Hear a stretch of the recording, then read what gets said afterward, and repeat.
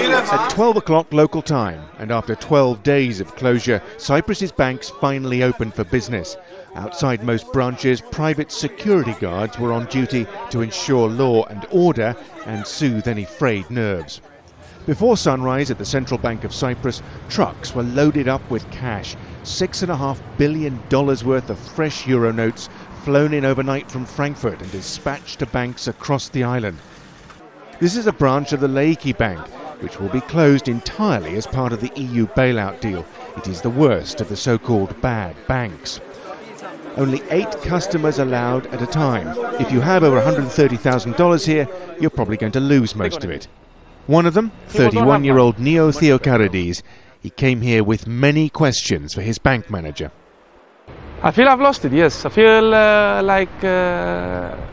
I mean, for sure, if you come here and you ask the bankers, they don't even know what's happening. So you have this feeling of, of going nowhere. I think it's a severe blow to the euro, and it's extremely uncertain if there's not going to be a contagious effect on the other southern European countries and people with accounts over there. I mean, anybody with money above 100,000 investing in a country that is in trouble will be afraid, and people with less than 100,000 will wonder if something that had been suggested for Cyprus but then withdrawn might not come up. I don't think it will, but it's confidence that matters. There's $86 billion deposited in Cyprus's banks, a third of that held by wealthy Russians. The authorities fear, without strict controls, much of that will be spirited away now that Cyprus's reputation as a financial centre of excellence lies in tatters.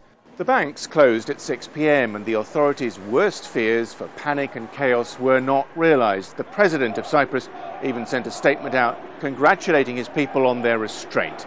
But those limits on what people can do with their money inside Cyprus's banks, they won't be in place for a week. The foreign minister announced they will now be in place for a month. Simon McGregor Wood, Al Jazeera, Nicosia.